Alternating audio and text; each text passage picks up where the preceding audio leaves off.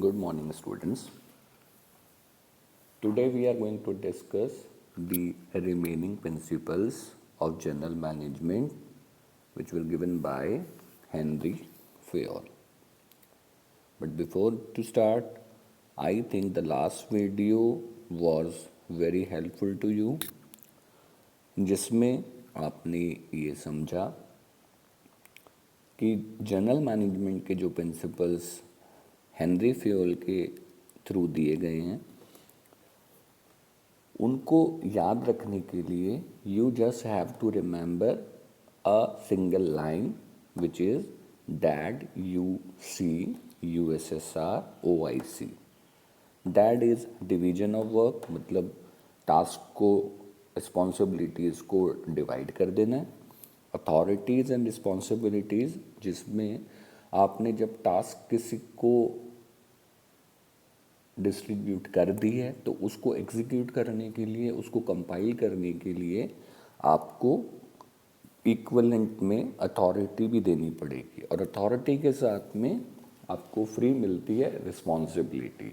मतलब आपको जो पावर दी गई है टू टेक डिसीजंस, उसके अकॉर्डिंग आपको रिस्पॉन्सिबल भी होना पड़ेगा. और रिस्पॉन्सिबल होने का मतलब ये है कि आपको इफ़ेक्टिव और एफिशिएंसी वहाँ पर इम्प्लीमेंट करनी पड़ेगी, and you are accountable also to give the answer to whom? To your superior. Then discipline. Discipline का मतलब है ऑर्गेनाइजेशन के रूल्स एंड रेगुलेशंस को आपको फॉलो करना पड़ेगा. And one more important thing that if as a manager you are doing a commitment or you have done an agreement between you and your employees, then you are bounded. You are bounded to execute, you are bounded to follow that agreement. Like there is a commitment to कि जब management या organisation ये objective achieve कर लेगी या ये goal achieve कर लेगी तो वो अपने एम्प्लॉयज़ को बोनस देगा या देगी. तो वो it's a part of discipline, क्योंकि you have done a commitment, you are actually bounded to follow that commitment. और नहीं करोगे तो नो डाउट डिससेटिस्फैक्शन और फ्रस्ट्रेशन क्रिएट होगा. It will definitely make organization in a question mark. Then unity of command. Unity of command का मतलब किसी team को ऑर्डर या इंस्ट्रक्शंस देने के लिए एक बॉस होना चाहिए, जिससे कियोस क्रिएट नहीं होंगे, किसी तरह का कन्फ्यूजन क्रिएट नहीं होगा, और मैनेजर्स अपनी अपनी टीम को लेकर अपने इंस्ट्रक्शंस को या पावर को वो अप्लाई कर सकते हैं. Then stability of tenure of employ, यानी कि इसमें आपको एम्प्लॉयज़ को या उस मैन पावर को आपको टाइम देना है सेटल होने का, उसको ट्रांसफ़र या टर्मिनेशन नहीं करना, उसको टाइम देना है कि वो अपनी कैपेबिलिटी को या अपने नॉलेज को, अपनी इंटेलिजेंसी को प्रूव कर सके. Equity.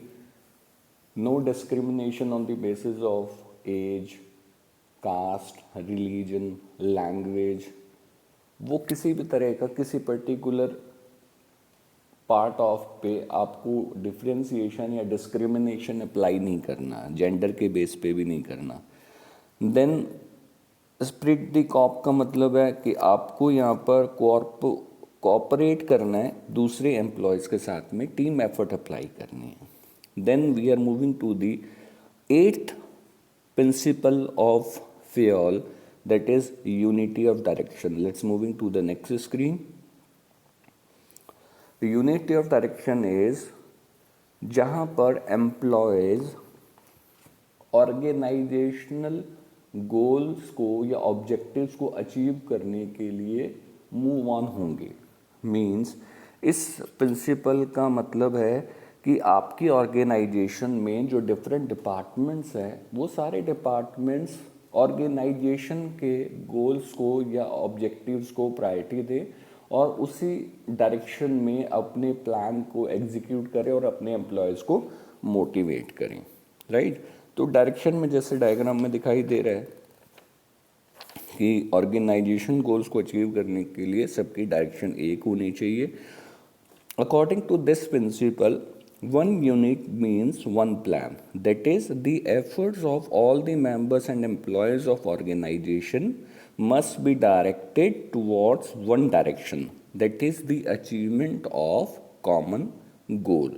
If this principle is applied, it leads to coordination.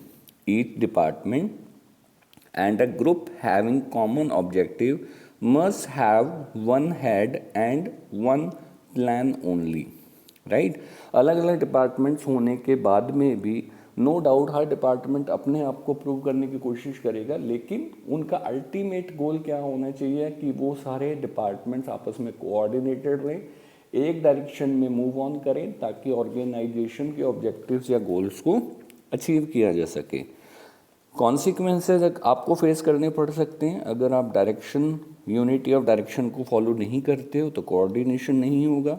Wastage of efforts and resources by working in different directions, अलग अलग डायरेक्शंस में काम कर रहे हैं, डिपार्टमेंट्स अलग अलग डायरेक्शंस में अपने एफर्ट्स या रिसोर्सेज को यूज़ कर रहा है, तो नो डाउट वेस्टेज होगा वो। Then difficulty in achieving organisational goal, right. Then moving to the next principle, that is scalar chain principle. It is going to be very important for you, or the diagram is little bit very simple. Scalar chain system का मतलब है कि जब हम organisation की बात करते हैं तो उसमें इंफॉर्मेशन जो है वो प्रायोरिटी ऑर्डर पे सिस्टमैटिक फ्लो होनी चाहिए। किसी भी एम्प्लॉय को या किसी सीक्वेंस को आपको स्किप नहीं करना। No communication gap in the organisation. Diagram को देखें जिसमें A B C D E F G, ये जो आपके लेफ्ट हैंड साइड में जो सिक्वेंशियल ऑर्डर यहाँ पर मेंटेन किया है, यहाँ पर जब इंफॉर्मेशन पास ऑन होगी तो वो ए से शुरू होगी, then B, then C, then D, then E F G, and right hand side में भी इसी ऑर्डर में वो डाउनवर्ड में इंफॉर्मेशन नीचे जाएगी। और जब वो ये लोअर जो आपको सबऑर्डिनेट्स दिखाई दे रहे हैं, जब ये रिस्पॉन्ड करेंगे तो भी ये उसके उल्टे ऑर्डर में रिस्पॉन्ड करेंगे। लाइक जी रिस्पॉन्ड करेगा एफ को, देन ई को, देन डी को, then C, B, and then last one is A. This particular flow of communication is called a principle of scalar chain. और इसमें आप किसी भी एक पर्टिकुलर चेन को, एक स्टेप को, आप लिंक को स्किप नहीं कर सकते। किसी इमरजेंसी में या अर्जेंसी में, किसी टिपिकल कंडीशन के अंदर आप अपने दूसरे डिपार्टमेंट के साथ में आप कम्युनिकेट कर सकते हो। जहाँ पर आपको डॉटेड लाइन से दिखाई दे रहा है गैंग प्लैंक, ये अलाउड है। मतलब अगर कोई इमीडिएट सिचुएशन है और आपको किसी दूसरे डिपार्टमेंट के साथ में कम्युनिकेट करना है, लेकिन वो आपके सेम लेवल पे होना चाहिए, तो आप उसके साथ में कम्युनिकेट कर सकते हो, वो अलाउड है। और इस प्रिंसिपल को अगर आप फॉलो नहीं करते हो तो there may be communication gap और no clarity in authority responsibility relationship. If employee has habit of approaching senior officials ignoring his immediate boss, he is violating scalar chain principle. तो ये कम्युनिकेट करने का एक उन्होंने तरीका या प्रिंसिपल डेवलप किया था। और नो डाउट आपको पता है कि आप ऑर्गेनाइजेशन में काम करते हैं तो आपको प्रायोरिटी बेसिस पर, आपको सिक्वेंशियल ऑर्डर में ही आप अपने ऑफिशियल्स या सीनियर्स के साथ में आप कम्युनिकेट कर सकते हो, right. Then moving to the next principle which is subordination of individual interest to general interest. General management के प्रिंसिपल्स हैं, तो इनमें एक प्रिंसिपल ये भी है कि आपको इंडिविजुअल या पर्सनल इंटरेस्ट या गोल्स या ऑब्जेक्टिव्स को आपको सेक्रीफाइस करना पड़ सकता है। आपको सेक्रीफाइस करना चाहिए। आपको प्रायोरिटी किसको देनी है? ऑर्गेनाइजेशनल ऑब्जेक्टिव्स को। नो डाउट वेरी सिंपल है और ये बिल्कुल क्लियर है। जब ऑर्गेनाइजेशन ग्रो करेगी तो अपने आप पर्सनल ऑब्जेक्टिव्स हमारे अचीव हो जाएंगे। तो ऑर्गेनाइजेशनल गोल्स को आपको प्रायोरिटी देनी है, आपको सेक्रीफाइस करना है कहाँ पर? अपने पर्सनल गोल्स को लेकर, राइट। जैसे look, employees must sacrifice their leaves और attending family function if organization need the presence of employee, right. Consequences क्या फेस करने पड़ सकते हैं अगर आप ये प्रिंसिपल फॉलो नहीं करते हो? The first one is no achievement of organisational goals, and second one is important, even employees will also suffer in long run, right? अभी तो हो सकता है कि शायद शॉर्ट रन में आप पर्सनल गोल्स आपने अचीव करने के लिए या आपने ऑर्गेनाइजेशन गोल्स को इग्नोर कर दिया तो शॉर्ट रन में आपको प्रॉफिट होगा, लेकिन लॉन्ग रन में आपको उसके लिए लॉसेस बेयर करने पड़ सकते हैं, राइट? तो that function is subordination of, sorry, principle is subordination of individual interest to general interest. Okay, we are moving to the next principle, that is remuneration.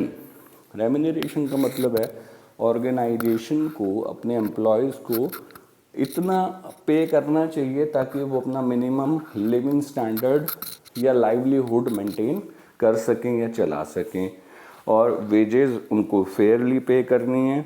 Then अगर ऑर्गेनाइजेशन ग्रो करती है, profit earn करती है, prosperity increase होती है, तो employees की salary और वेजेस भी ऑर्गेनाइजेशन को इम्प्रूव करनी चाहिए, राइट? और जो भी ऑर्गेनाइजेशन ने गेन किया है उसको एम्प्लॉयज़ के साथ में शेयर करना चाहिए. इसमें एक पॉइंट लिखा है, pay as per financial capacity of work. Financial capacity का मतलब जितना आप मैनेज कर सकते हो, पे कर सकते हो एम्प्लॉयज़ को, उतना तो आपको पे करना ही चाहिए या करना ही पड़ेगा. Then employees are not working only for happiness in organisation, they are working for remuneration. Means you can't say that कि you are just enjoying working in the organization, you are just feel about the privilege, feel proud that you are working in that particular organization. It is not good. Imagine that कि somebody is offering you a job in IBM or TCS or Wipro or Google, but they are not paying you. So it is going to be very difficult for an employee to survive, right? तो ये that principle is remuneration. Consequences क्या हो सकते हैं? Increase in turn of employees. मैंने आपको बोला था टर्नओवर का मतलब है कि एम्प्लॉयज़ आपके ऑर्गेनाइजेशन को छोड़कर जाना शुरू कर देंगे, तो वो टर्नओवर है.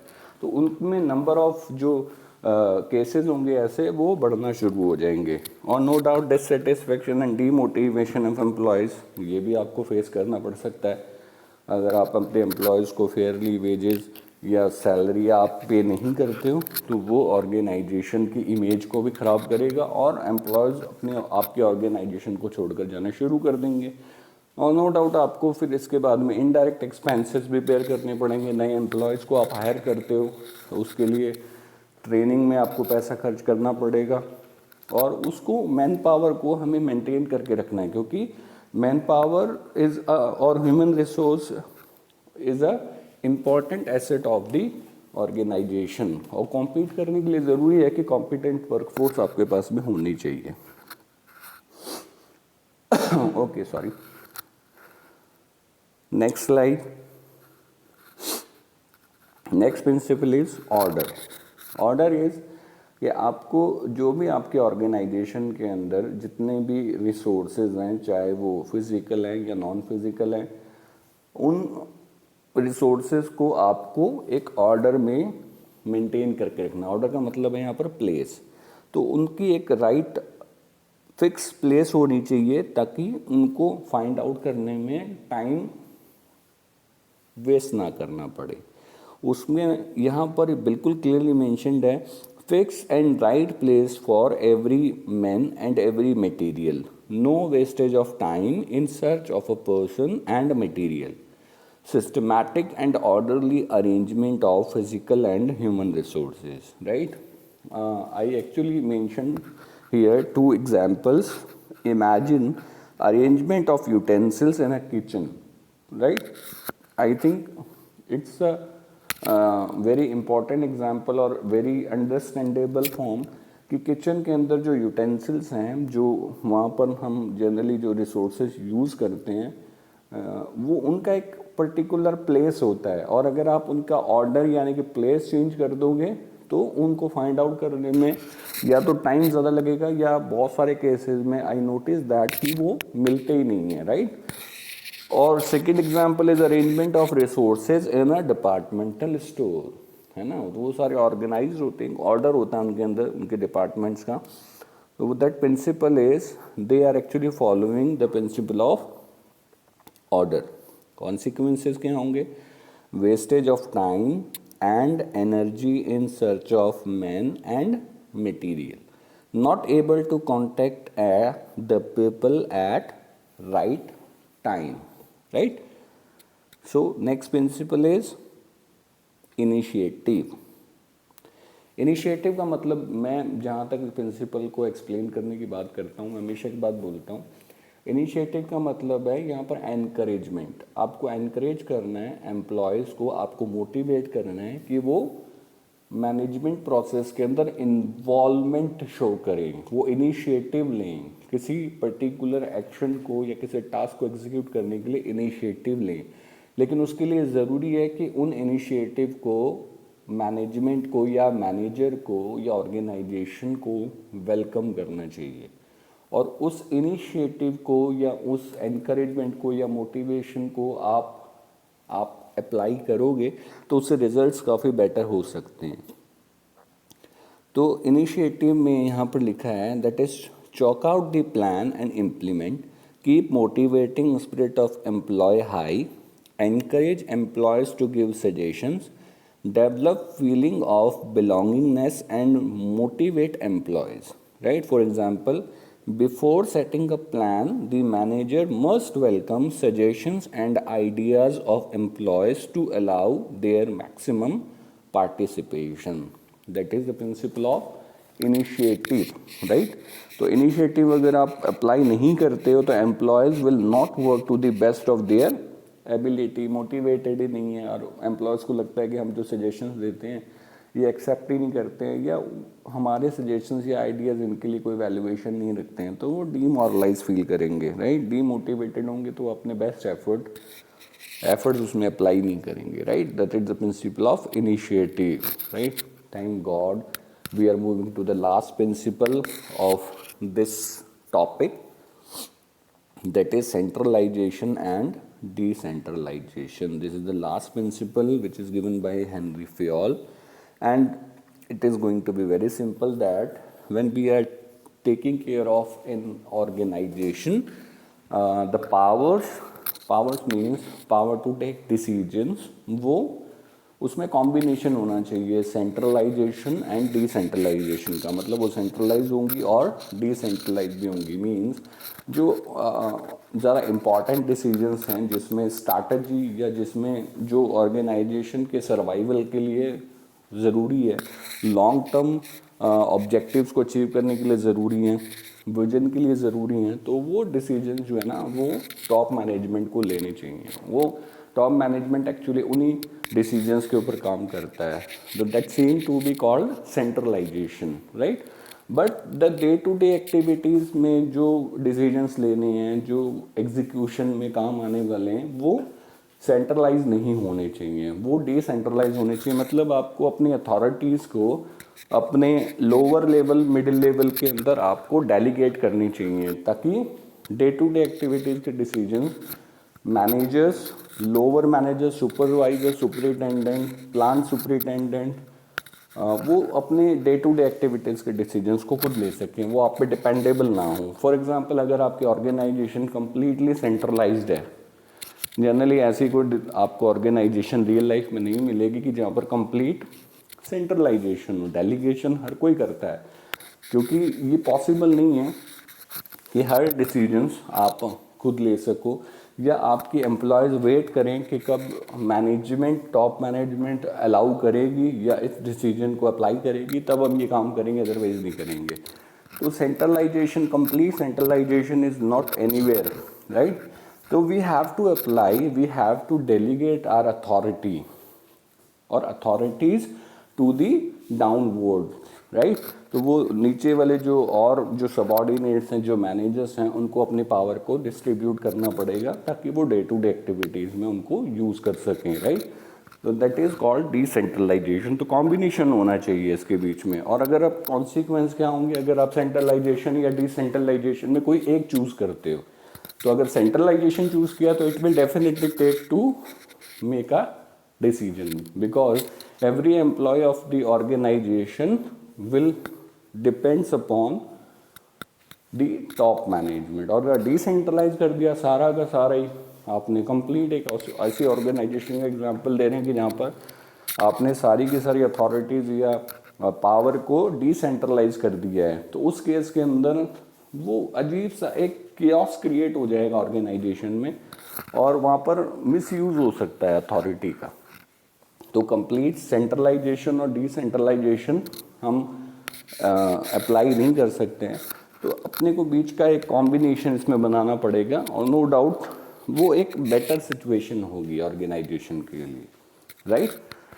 तो this is the last principle जो हमने डिस्कस किया। Now I am actually moving towards the first screen, first slide of the video.